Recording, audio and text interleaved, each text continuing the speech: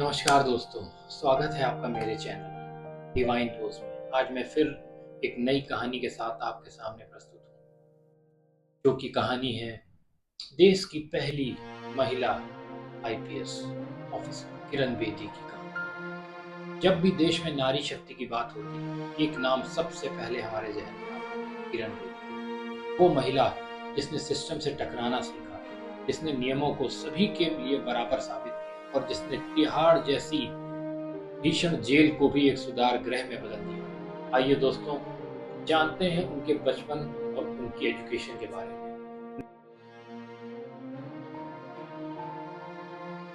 9 जून 1949 पंजाब के अमृतसर में जन्मी एक साधारण सी लड़की जो आगे चलकर भारत की पहली महिला आईपीएस ऑफिसर बनी। उनके पिता श्री प्रकाश लाल और ममता प्रेमलता जी ने 4 बेटियों की परवरिश की, लेकिन उनमें से किरण अलग ही थी।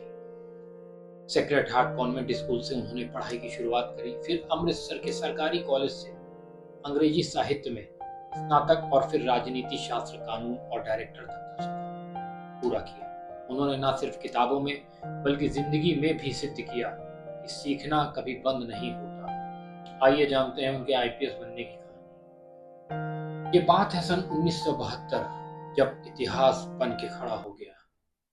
किरण बेदी देश की पहली महिला आईपीएस अधिकारी बनी। उस दौर में जब महिलाओं का घर से बाहर निकलना भी समाज के लिए एक मुद्दा होता था, उस समय किरण ने वर्दी पहनी और दिखा दिया समाज को महिलाएं भी कुछ कर सकती। दिल्ली की ट्रैफिक पुलिस में तैनात रहते हुए उन्होंने प्रधानमंत्री इंदिरा गांधी की गाड़ी का चालान किया, क्योंकि कानून सबके लिए बराबर होता है। लोग कहने लगे, ये किरण नहीं, ये तो लोहे की बेदी है।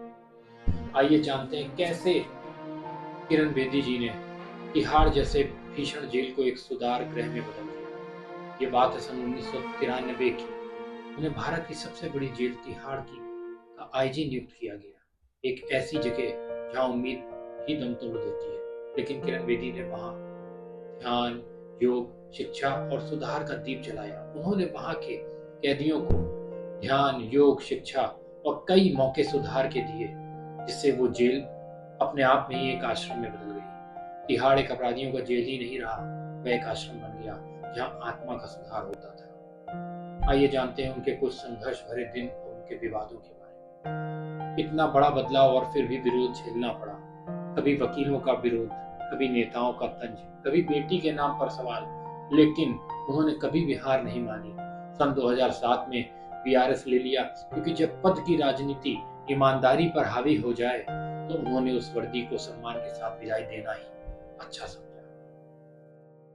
आइए जानते हैं उनके राजनीतिक पॉलिटिकल सफर और उनकी सोशल वर्किंग पर। आईपीएस से रिटायर होने के बाद उन्होंने समाज सेवा और राजनीति का एक रास्ता चुना। अन्ना हजारे के साथ भ्रष्टाचार के खिलाफ मोर्चा भी संभाला और फिर उन्होंने 2015 में बीजेपी से मुख्यमंत्री पद की उम्मीदवारी का चुनाव भी लड़ा, बट अनफॉर्चुनेटली वो जीत नहीं पाई। नवज्योति और इंडिया विजन जैसे फाउंडेशंस, जैसे बड़े बड़े संस्थान जो आज भी हजारों बच्चों और महिलाओं की जिंदगी बदल रहे हैं, उन्हीं के द्वारा संचालित। आइए जानते हैं उनके द्वारा प्राप्त कुछ ऐसे पुरस्कार और सम्मान।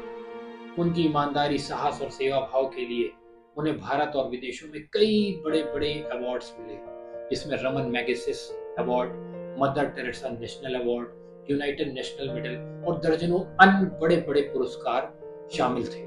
उनका जीवन हम सब के लिए एक उदाहरण है कि अगर इरादे मजबूत हों तो कोई दीवार उन्हें नहीं रोक सकती है। तो दोस्तों, किरण बेदी सिर्फ एक नाम नहीं थी, वो एक प्रेरणा थी, एक स्त्री की वो शक्ति जो हर दीवार को तोड़ सकती है। अगर आपको उनकी कहानी ने प्रेरित किया हो तो इस वीडियो को जरूर लाइक करें, शेयर करें और हमारे चैनल को सब्सक्राइब करना ना भूलें। वंदे मातरम।